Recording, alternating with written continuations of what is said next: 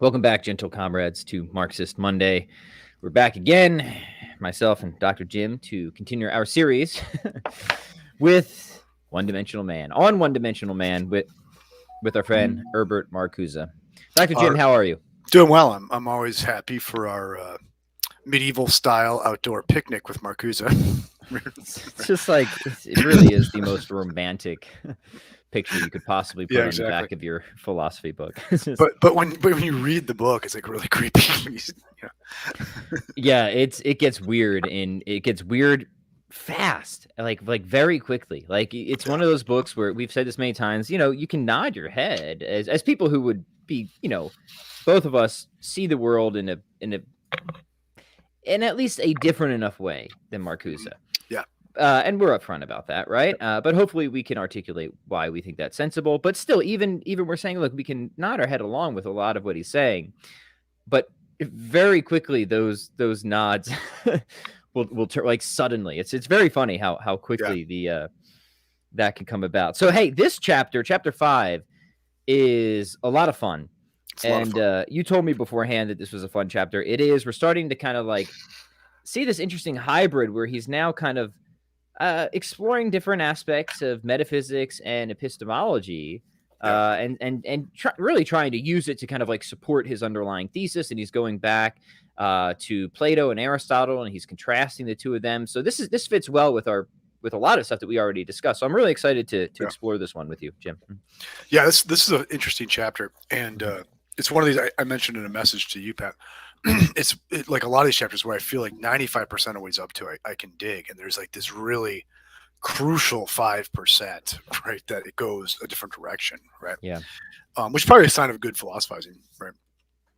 And this chapter, I was, once again, it's been a long time since I've been through this book, and I had forgotten about this. I don't think I really got it the first time, so because I wasn't understanding his reading of the Greeks till I may not have, because this is my first time reading it. So maybe you can help facilitate my understanding. Oh wait, Jim, real quick, before we talk Marxism, can we do a little dirty capitalism before we talk about Marxism? Yeah. Because we have a few things that we have to mention before we proceed. One is, again, I want to reiterate that the new Philosophy for the People website is now online over at philosophyforthepeople.com. So please head over there and subscribe. But even more importantly, we have to give a shout out to our new sponsor, which is the lovely and wonderful designer of this website, Sarah Busey at MagdaleneDesignCo.com. That's MagdaleneDesignCo.com. And she did such a wonderful job on this website. And I want to emphasize that people check her out, whether you need a website designed for yourself, for your own business, for your dog, for your dead iguana, with all due respect. All due respect.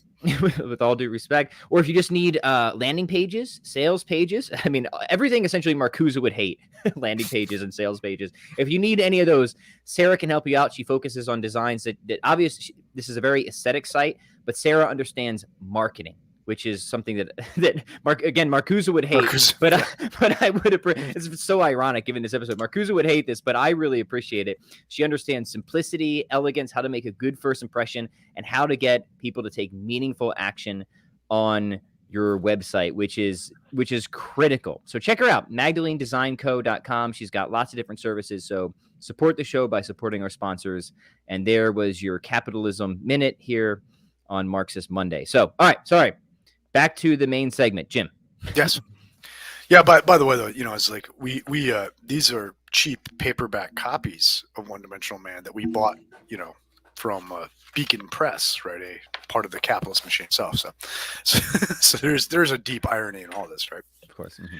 Okay, so we've transitioned to another part of the book, right? We were looking at the one-dimensional. Was it the first part of the book? Sorry, I should have done this ahead of time. Is the one-dimensional society. Right now, we're moving to one-dimensional thought. Okay, and basically, the first part is a sort of speculative political sociology of the moment, right? Mm-hmm. And now in one-dimensional thought, we're moving into more properly philosophical stuff. Like this is Marcuse, you can see in this chapter, coming to terms with the history of philosophy, right? That's right. Mm-hmm. So like the one-dimensional society is like a critique of the now, right? So why is it that why is it that the revolution didn't happen now, right? What is the society that's been able to absorb the revolution and make it something it isn't, right? And now he wants to like come to a confrontation with the history of philosophy, as as one dimensional, as leading to. So what he wants to argue is the history of philosophy has itself always been a rigged game moving towards this one-dimensional society. Yeah. Right. Right. Okay. And so now the first chapter in this section, negative thinking, the defeated logic of protest. Okay. And it's literally a chapter on philosophy of logic, right? Okay. And not in the sense that, like we might expect it. If you came up with the analytic tradition, we're going to do meta proofs of all the theorems and all that. That's not at all, right. Yeah, he's not analyzing like paraconsistent logic or something like that, right? Yeah. And what he does is, well, one second here. Let's try to do this here. Well, I like that I want to just reiterate that primary thesis again, that the history of philosophy has been a rigged game into a one-dimensional mode of thinking. I think that's a really core. If you keep that in the back of your mind, that framework is going to help you understand this chapter. So I just wanted to highlight that again. Good. And so let me I'm going to leave the punchline to the end. So what he does in this chapter, we'll go with the executive summary here, right, is he distinguishes three types of logic, and it's really three moments in the history of logic. Okay, so you have the original, what he calls ontological dialectic, which is Hegel, which is Plato. He is specifically thinking of the Socratic logic of Plato's dialogues. Okay. Yeah, right. And then he isolates a moment that he calls just formal logic, and he has in mind there Aristotle's logic of the organon and all subsequent formal logic. So he'd put modern logic in the same category, despite their differences. We would lump them in the same category. And then he isolates what he calls historical dialectical logic, and there he specifically has in mind Hegel, and then going forward into Marxism. Okay. Yeah. And so what the chapter is a story about the progression of these three types of logic. Okay. And so let's start out with the Platonic ontological dialectical logic. Okay. And I found this was fascinating. Okay. So he points out that when you go into the Platonic dialogues, you don't find a lot of explicitly articulated formal reasoning. Right. So it's loose. Things aren't always well defined. Right. There's pushing. There's pushback. It's more. It's kind of more flowing and organic in a sense. Right. And the point that Marcuse makes about this, and I actually agree with him, is there is not a distinction in those dialogues between fact and value, or practical reason and theoretical reason, right? And so we begin with an immediate experience, right? And basically we begin with a notion of something as we're told it's that way by what they say, by what our current political environment tells us, whether it's what piety is, what justice is, what courage is, what beauty is, what goodness is. And then we begin to see the inadequacy of that view very often for practical reasons, right? And then we keep moving through various levels of inadequacies of that view. So the whole method is driven by the coming of conflict, the coming of contradiction, and overcoming it, right? But then only to face another contradiction, face another contradiction, all leading up to, for Plato, the good. Right. That's right. And if you follow along with our series on Plato's The Republic, you should be very familiar with this, right? Yeah. And so think of it. We missed this in Plato. I think Marcuse points this out really well. Is the terminal point of the dialectic is not the true; it's the good, right? And the true only comes in the light of the good. Okay. So once again, there's not a clear distinction between value and fact here, right? There's not a distinction between theoretical and practical, right? They are part of a common dialectical project, right? Where we begin with the immediate and we move to the mediated, but that too is too immediate. We move to the mediated, and we go up this ladder.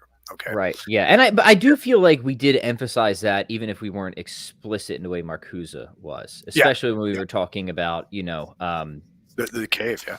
Yeah, not just the cave, but Yeah.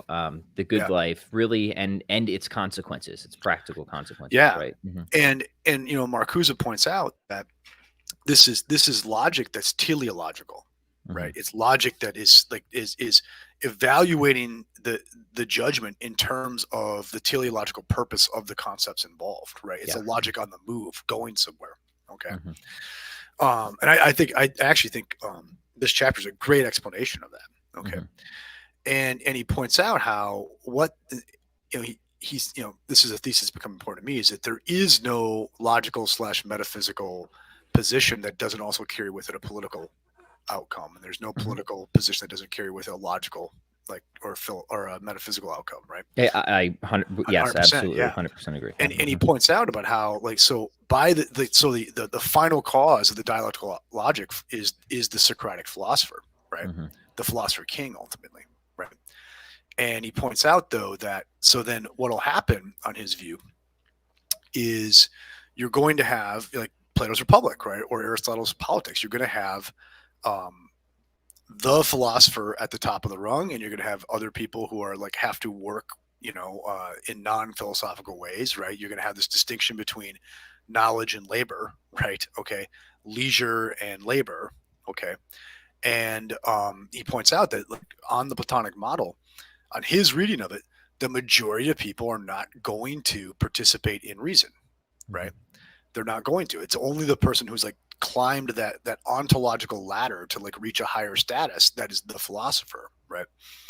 And then thereby the rest of them are going to be just relegated to a kind of slavery, okay? Mhm. Because they're not participants in reason. All Right. right. Okay. Now, maybe I should get it all out there before I criticize it, but I'm just going to go ahead and criticize it. Okay. Yeah, go All ahead. right. And so he says that there's, okay, so what dialectic is supposed to do is to, like, take the given, realize a conflict, overcome the conflict, face the next conflict, keep going until there's no more conflicts, right? Yeah. Mhm. And he sees that, like, ultimately the conflict is overcome by the philosopher at the top of the political social rung. Okay. Mhm. But then he says there's still a contradiction now between the rational life of the philosopher and the brutish laboring life of the merchant class for Right, yeah. Plato. Okay. Mhm. And therefore, Plato's ontological dialectic doesn't overcome all contradiction. Mhm. Okay. He says it doesn't overcome history. Mhm. Okay. However, right, I think what he's missing here is Now for we the should Greek. also maybe we should talk about how he's using the term contradiction as well, Yeah. so Yeah. people don't get confused, right? Yeah. Mhm. There is still something other to Mhm. reason. There's still Mm. this other uh, thing that throughout the chapter he says, look, the um, if something isn't, and I think this is true for the Greeks, right? If something uh, isn't the final end of the dialectic, it is at some level not the truth, right? Mhm. Mhm. It has to be overcome. Okay. Yeah. Mhm. And why? Because if it's not at the end of the dialectic, it has an internal contradictory nature somehow, right? Mhm. Okay.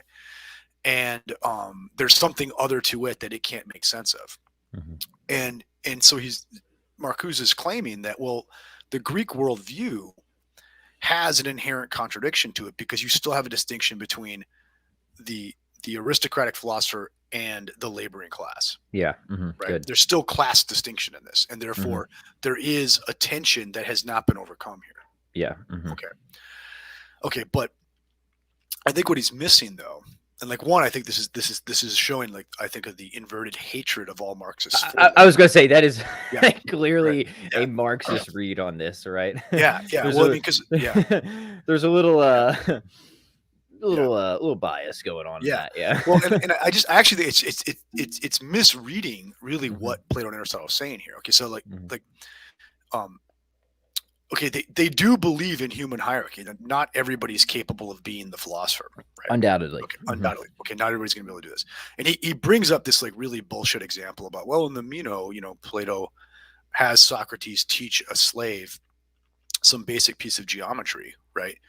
But that's just one small thing. Right? That's very far from saying that the slave could have the exact same knowledge as the philosopher king, right? Mhm. Okay, Mhm. it's one example, but the point is in for Plato and Aristotle, the working class is no less a participant in the life of reason than the philosopher is, right? Like that, what the dialectic does is leads to a harmony based on the natural order of things from top to bottom, bottom to top, along all the parts, right? Along all the parts, yeah. Right. And so it is in there in Plato and Aristotle's view a synthesis of reason with reality, right? That's correct. In the well-realized state, right? Yeah, good critique. Yeah, that's good. It's just like there's this built-in assumption here that what synthesis would be a complete loss of all hierarchy whatsoever. That's right. Yeah. Okay. Everything is the head, right? Everything is the head. Everything's the head or everything's the tail, one way or the other. Well, Nietzsche would say if you're going to do this, everything's going to be the tail and nothing's the head. And I think Nietzsche's right about that. Okay. And so he says, like he and Marcuse said, there's this internal contradiction between the philosopher ruler and then the poor enslaved, mercantile classes and agricultural classes. No, that's not how that begs the question seriously against the argument that Plato and Aristotle are making. It's like Plato and Aristotle would say, if you aren't the philosopher, your participation in the rational structure of the universe is doing your job according to the virtues of your job. That's right. Yeah. And in fairness, this is pre-capitalism. This is not about exploitive wage. It's not about economic repression, right? Yeah, it's not about exploitive wage slavery. It's like saying, no, look, if your participation in the rational structure of the universe is being like a really good blacksmith, right, or a really good householder, or a really good farmer, or a really good politician. And there's virtue in that. There is human excellence in that. Yeah. Okay. And so I think. Although I think that like he's understanding very well what the dialectical logic of the Greeks was, right? And I think profoundly bringing it out.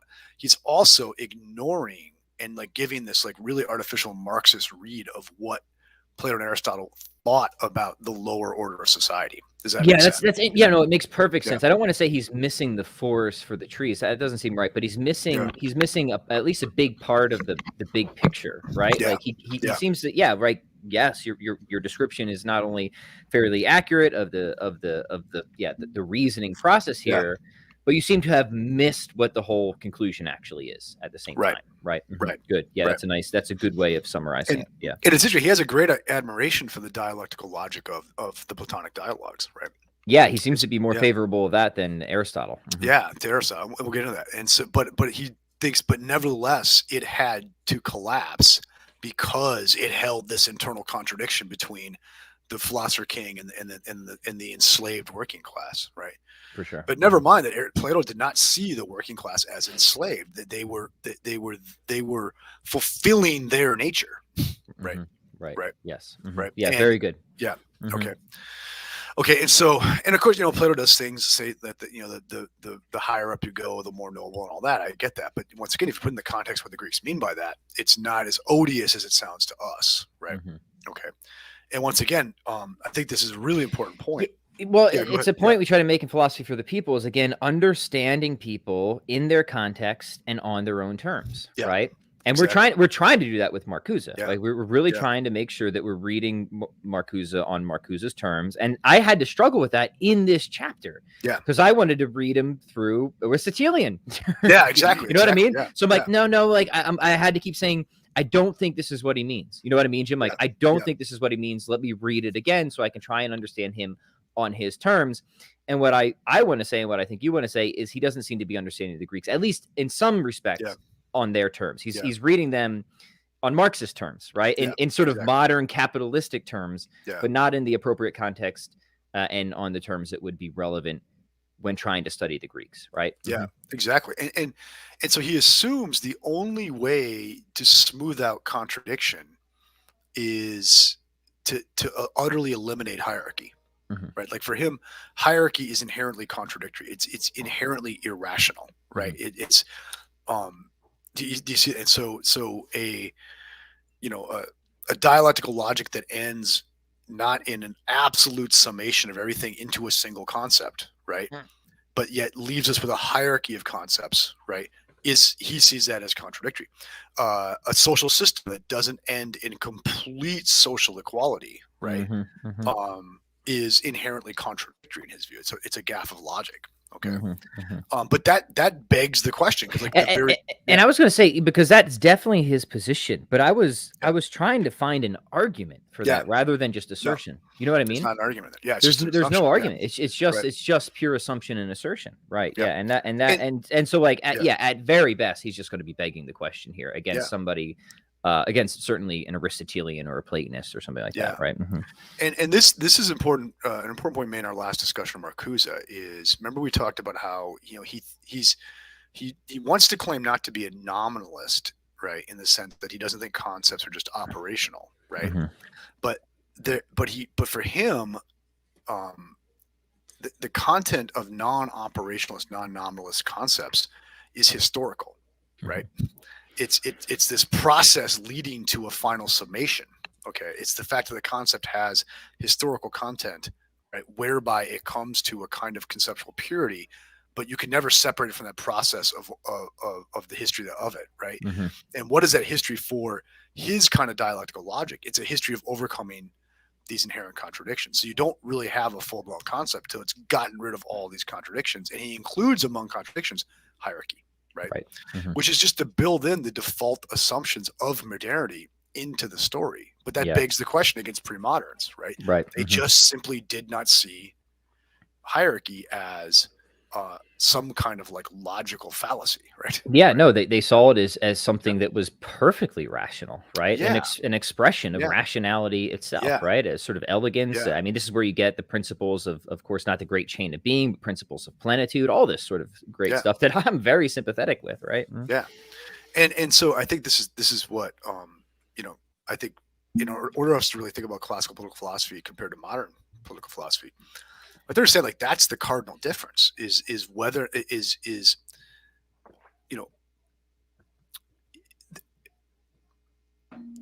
are there actual hierarchies or not? Right. Okay. And I know, like for Plato and Aristotle, they're not like a well-grounded hierarchy, like the hierarchy of the real is not oligarchical. It's not about money, right? It's not about timocratic honor, right? It's about alignment with the ultimate structure of reality. Does that make sense? It does.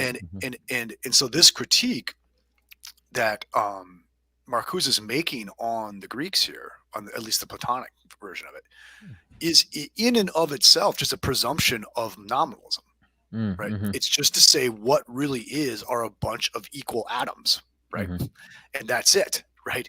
And so any attempt to sort of justify one of the atoms being greater than the other is itself, right, inherently makes no sense. Right. So this is where I think we may have caught Marcuse sort of tripping over himself again. Yeah, because he argued against nominalism. Right. But now he's clearly operating according to it. He's operating within the assumptions of late medieval, early modern to this day nominalism, right? And I think that's why, like, one is right to see someone like Marcuse as really the playing out ultimately of nominalism, right? Whether he wants to admit it or not, because what you're getting now is every individual is just utterly and uniformly independent from all others. There's no way to rank order them, right? In any sense, right? And so so then like that a dialectic that doesn't overcome all hierarchy now becomes senseless in his view. This is a consistent theme, I'm afraid, where Marcuse is critiquing something that has already captured him without him knowing it. Right? Yeah. Right. Whether it's nominalism, whether it's modernity, or whether it is indeed the capitalist system itself. Right. Now, maybe the capitalist system didn't capture him until after he denounced it. Right. But clearly, Marcuse's thought has now been captured by the capitalist system. And this machine has assimilated it, right? This out dialectics the dialectician here, right? Because we're saying like, no, you yourself in rejecting nominalism have come to accept it, right? You know what I mean? Like he's, once again, like he doesn't see his own susceptibility to his own arguments, right? Right. Right. Okay. So that's the first version of logic he talks about, like the Hegelian dialectic, or pardon me, the Platonic dialectical logic, right? Correct. Yeah. And then by implication, we could say, we've already essentially mentioned it. The third one he talks about, the one his preference is a Hegelian dialectical logic in some sense of Hegel. All right. But once again, I think it's a truncated sense of Hegel, wherein like immediacy is always contradicted by something else, right? Mm-hmm. And what reasoning is overcoming these contradictions to higher levels of immediacy, okay? And rather than like establishing the hierarchy of being, right, that Plato thought, the idea here is no, this logic will run until there's no more history, right? Until there's no more real world contradictions among people anymore, right? Right. Mm-hmm. And this is where he talks about like that the important thing for the Hegelian dialectical logic is concreteness. It's concern with the way things stand for real in the world. Like what goes on in the cave matters. The cave has to be transformed, otherwise these concepts are empty. Yeah. Okay. Mm-hmm. And so what Marcuse is saying is everything. He actually says at the beginning of the chapter, right? If you look at the end of the first paragraph of the chapter, it says. I got it right here. You want me to read it? I'll read it. Yeah, but in the beginning, he gives you two unattributed quotes from Hegel. Okay, and then in the unattributed. Yeah, right. I mean, he quotes it. Like it's like the people in the know what I'm talking about. Yeah. Right? Okay, so it's like Chesterton. I'm sorry, it's like Lewis with Chesterton. If you've read a lot of Chesterton, you can see that Lewis gives a lot of winks, but he doesn't. Yeah, exactly. But you can tell he's actually being playful. He's not plagiarizing. No, right? no. All really smart authors do this. They do, right? They basically say, hey, if you need a footnote here, you wouldn't get it anyway. Yeah, you don't deserve. You don't deserve it. Shut the book, right? Oddly hierarchical. Yeah. Ooh, how about that? Yeah. Okay, so the last sentence of the first paragraph says, the world of immediate experience, the world in which we find ourselves living, must be comprehended, transformed, even subverted in order to become that which it really is. Mm-hmm. Okay. So so Platonic logic is inherently transgressive in a sense because it's saying what's immediate isn't the real thing, right? Okay. And thereby we have to keep looking at higher levels of reality in order to get to the end. Okay. But that's not to say we have to go back and erase the immediacy that we found in order to square it with the ultimate conceptual truths that we've come to. Make that, because I want to give a charitable read, make that last sentence not an explicit contradiction, right? You see what I'm saying? Because it seems like it's saying that something both is and is not, right? So we need to... to become that which it really is to say, to become actually what it was potentially. Okay, so to become what it should be or ought to be, but not what it really is now, because that would be contradictory, right? And so like think of like Plato is happy to leave being as he finds it alone, but just find higher and higher levels of being, right? That's why Plato's philosophy does not have to go back to the cave and make the cave great again, right? Or make it great for the first time, right? Yeah. Like Plato's philosopher is happy to sort of like to see the hierarchy of reality. And you don't correct the lower orders. The lower orders are what they are, right? But they indicate, they point to, they have their direction, their final cause in the higher orders, okay? Yeah. What he's saying here is no, a dialectical logic has to subvert, transform the world as we find it to overcome all possible contradiction or tension. Right. Now I can see how a Hegel, and I am far from a Hegel expert, but I've got your passing familiarity and that you get it in undergrad and master's class, right? But I could see how a Hegel could like think like this teleologically, given his kind of general background metaphysics. How would somebody, and again, maybe this is one of my opening questions of Marcuse, but like, is he a materialist, right? Because I've never understood how a materialist could adopt something like this. You know what I mean? He's a materialist, but still a kind of rationalist, like Marx is, right? In that. So is he a dialectic materialist like Marx? Because this sure sounds like it, right? Yeah. But like, I would imagine that like by this time, like people have probably realized like, that metaphysical picture is just perfect nonsense, right? Yeah, I mean, not in these circles necessarily, because like he's really saying what we have to do is the things that are immediately available to us that contradict the final, synthesis of the dialectical logic have to be destroyed, so that they can be what they really are. Right? Like this is like in Vietnam where you have to destroy the village to save it. Yeah. I mean, I just have, I'm really straining to wrap my head around how a materialist could make sense of that type of. Yeah. You know what I mean, Yeah. right? Yeah, well, because like what he would say is this is logic. So in the same way that a materialist, is committed to 2 + 2 = 4, Mm-hmm. he would say likewise, I'm committed to it's a truth of logic that that contradictions cannot obtain in reality, and but he thinks that like it's up to us to make sure they don't. Right. Yeah. Yeah. No, I understand that, right? Because Yeah. you have the epistemic norms of logic, but then again, I don't think materialism can make sense of logic either. So I guess that Right. isn't going to be Yeah. persuasive to me. Leaving that aside, yeah. But you said, and so Right. what and it's inevitable. It's gonna come, right? Okay. It's been sidetracked by late capitalism and all that, but I guess I'm trying to get like this is the really dangerous stuff in Marcuse, right? Mm-hmm. Because what he's saying here is it's up to us to follow the dialectic, and not just in Plato's sense, intellectually follow it and thereby discover the real contours of reality, right? Mm-hmm. Mm-hmm. It's that reality needs us to eliminate the contradictions so that it can come to its finalized form, right? Right. Mm-hmm. So everything that differentiates or makes hierarchical has got to go now. Yes. Right? Yeah. Mm-hmm. Mm-hmm. Including your gender. Including, yeah, right. I don't think he was arguing it back then. The gender stuff, right? But No, it's because right he would have been. It's He would, right there, though. yeah, he would have been certainly. I think people would be surprised to learn how far the gender ideology actually stretches back. Yeah. But I don't think it stretched back to Marcuse. That at least I'm aware of. Again, I'm not an expert in that. But you're right that this sets the stage for it. Well, no, I mean, like he'll talk about in a part of another book called the biological basis of capitalism or socialism, right? Mm-hmm. About how we need to biologically transform ourselves to bring about the socialist revolution. And what he means by that is not like literally genetically, although I mean, I guess if he knew now what we knew, he might be for it. Mm-hmm. It's to undermine our very notion of there being a biologically based human nature, right? Because that leads to hierarchy and separation, and the dialectic won't have that, and we have to fix it. Well, right? There you go. There you go, gentle comrades. It's right there. Right. It's right there. So I think so.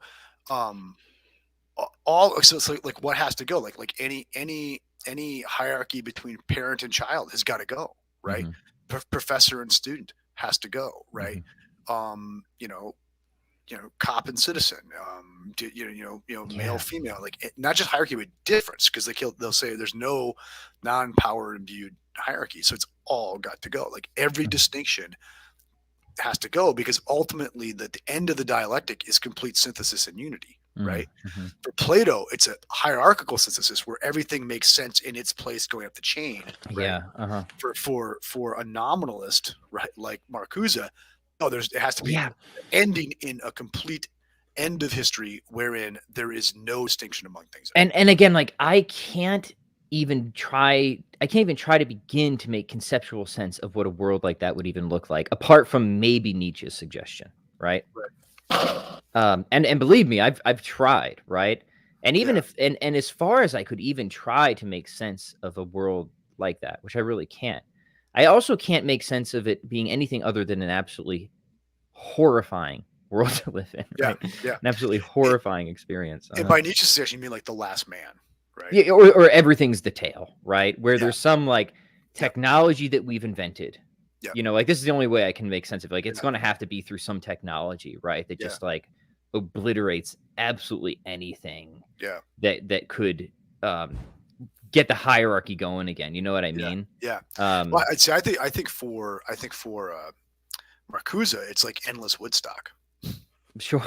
Right, but I mean, like, but already there's that never ends. Right? Yeah, but I mean, like, even within that, you're just going to have all sorts of power structures, right?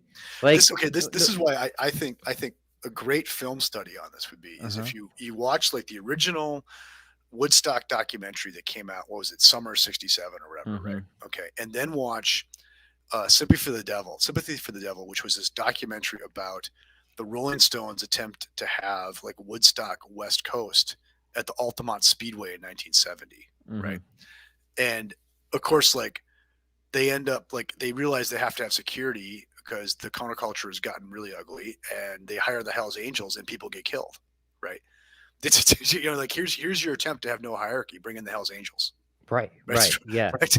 You know what I mean? Okay. So not only have you got a hierarchy in trying to get rid of the hierarchy, but now it's a much worse one, right? Now Yeah. it's I Yeah. mean, and didn't the sovereign, what was it, the sovereign country of Chad that taught us a little Yeah. bit about this as well, Yeah. right? That didn't Exactly. avoid a Someone's going to have an hierarchy. AK-47. There'll be a Right. hierarchy. Yeah. Mhm.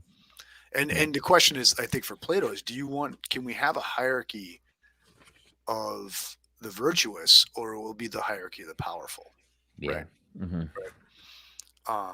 And look, I'm not saying like Plato hasn't been used, or the Greek church hasn't been used to like justify like chattel slavery and stuff like that. That was a thing, okay, but it's not what they had in mind at all, right? Right. That itself would be an abuse of the text, we would argue. It'd be Right. abuse of the text, yeah. Mhm. I mean, and when we do Aristotle's politics, I think we'll have We'll great talk about application. the idea of natural slavery and stuff like that exactly, for sure. Yeah. That'll be good. But I mean, you get what I'm saying is like that. Oh, I do. Yeah, this is good. That's it. That like you want to know the mindset we're dealing with and like the woke thing. There it is. Right. Right. Like, everything's got to go. Like anything that leads to any tension at all, like any differentiation, has got to go as a matter of logic. Right. So that's why studying this stuff is so important. One is because it's, he's a significant thinker in his own right. But if you really want to understand our cultural moment and where it could be going from here, depending on how certain contingent circumstances play out, we need to try and understand this. Right. Yeah. Very good. No, and that's why this is dangerous AF, man. Right. This mentality that we have to sublate and eliminate all contradiction. Right. What they mean by contradiction, by contradiction, they just mean difference. All that's right. Difference must be eliminated. Yeah. Right. Very good. Excellent. Anything else you want to say about this chapter? Yeah, or should we take a comment or two? There is the bit about Aristotle's logic in here. Okay. And all formal logic. And so let me like a quick thing. So non-dialectical logic that logic that takes itself as a completed system up front. Right. Okay. And so like what he's saying is like in Plato, Plato's logic is a moving target. Like we're making the path by walking it. Right. The principles are being revealed to us as we apply them. Okay. And so there's inherent like practice to this, and there's inherent fallibility to it, and it's open-ended. Okay. Whereas like in as far as we know, Plato wrote nothing like a formal logic. Right. Whereas Aristotle, although he's ignoring the fact here that Aristotle did write dialogues too, so he did dialectical logic too. Right. Okay. But Aristotle gives a formal logical system. Right. And no, that's not a moving target. Right. Like we just have a set of principles, and we can apply them, and we can get absolutely correct results every time we apply them. Right. Okay. And Marcuse makes the point, I think he's taking this from Heidegger, is that this becomes the kind of logic of technology, right? That the idea of logic is not about an open-ended qualitative discussion going who knows where, but it's about control of results, right? Like giving us if you give me these premises, I can get this outcome. It's like everything's like a stamping machine, right? Sure. And look, I'm sympathetic to that critique of formal logic, right? There is something to it. There is something to that, yeah. And I think he, though without mentioning, I think he's hinting at Heidegger's critique of technology, right? But also like Heidegger, he doesn't bring this up. Marcuse brings up. He associates the like this kind of like technological understanding of logic as a misreading of Aristotle too. Right. Yeah. So I think in fairness, there's more to it.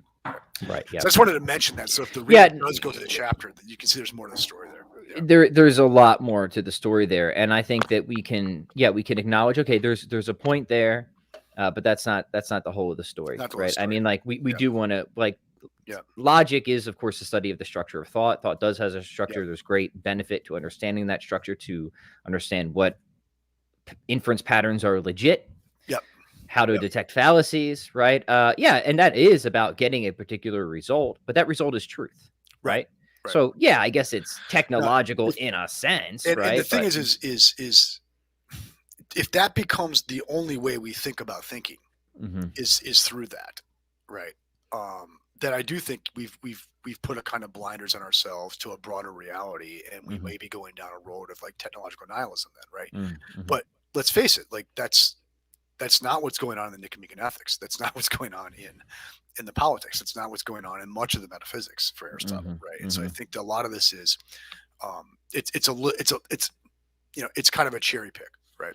It is, and especially since Aristotle is an essentialist, that's going to be very different than how the technology of a lot of modern logic, Yeah, for yeah, example, right? That's going to be a hugely significant difference. Okay, let's take some, but we can cover that another time. Let's take some questions here. yeah. But by the way, the chapters from here on out, man, it's gonna get spookier and spookier and spookier. Like Hey, this was the opening salvo on the spookier. If you look at the title of the next chapter, right? The from negative to positive thinking, technological rationality, and the logic of domination, right? I mean, we're going to get into the blow up the radio stations section of the book here, right? Yeah, we'll make sure we get appropriate opening music for the next couple of Marxist Mondays for sure. Yeah. All right, good. Let's see here. Let's just, I see Brendan has a few comments. He answered his own question there. Let's take this. Wouldn't Marcuse himself claim to have a higher order of knowledge than other people? Wouldn't that mean that he was participating in a hierarchy? Interesting. Yeah, I mean, this is the perennial problem for these people, right? Is they have to claim to be part of an enlightened class, priestly class, right? Mm-hmm. Yeah, I agree 100%, Brendan. Yeah. Right. So then, like, what is the solution to that? You got to either bring everyone up or everyone down. Right, everyone down. Yeah. And I think, that's a really good point you're making here, Pat. And this is the thing is, if you say there's no hierarchy, it's either, hey, we're all kings in a kingdom of kings, like Kant, right? Mm-hmm. Or it's, we're all men without chests, right? The last man. Okay. Yep. And the thing is it great C.S. Lewis read, by the way. People haven't read Men Without Chests. Definitely do that. And the thing is how that is going to go is the last man, because there in fact is a hierarchy, and not everybody can be a kingdom and a king in a kingdom of kings, right? Mm-hmm. Right. Yeah. Awesome. Beautiful. Hey, any announcements before we go here? Good doctor? No. We got some good things coming up this week, right? We're gonna got Matthew's Grant on Friday. Right? Yeah, stay tuned. Right. Friday's gonna be a big day. I got Michael Torre in the morning for Nature and Grace. You're welcome to join on that one if you're around. I'm not sure. What time is that on Friday morning? 7:45 Pacific time, which would be 9:45 our time. I may actually have some of the last glimmers of my teaching duties. Yeah, but either way, we'll be jamming with Matthew's Grant later around, I think, 1 p.m. So Friday's going to be a heavy philosophy day. So a lot of good stuff coming up. And again, let me just say one more time, please check out our new website, Philosophy for the People. Here we go, right there. And of course, as well, our great and wonderful sponsor who built this website, MagdaleneDesignCo.com. That's MagdaleneDesignCo.com. So even if, do us a favor, even if you don't need a website built, but you probably know somebody who does, or have a friend or somebody else that's just in the market, so to speak, send them over to Sarah at Magdalene Design Co. because she's doing her own thing, independent, small business owner that we'll be able to support, and I can't recommend it highly enough. So check it out, and we'll catch you guys on the next stream. Sarah does not fear hierarchy, does she? No, of course not. She is homesteading, which is a cool thing that I've been interested in. So we're actually going to bring her on to talk homesteading here in a future episode. So I'll just kind of we'll figure out a philosophical tie-in for that some way or another. But I just like to talk about it. Yeah. So same here. So I'll be fun. Stay tuned for that, gentle listeners, and we'll catch you next time. Peace.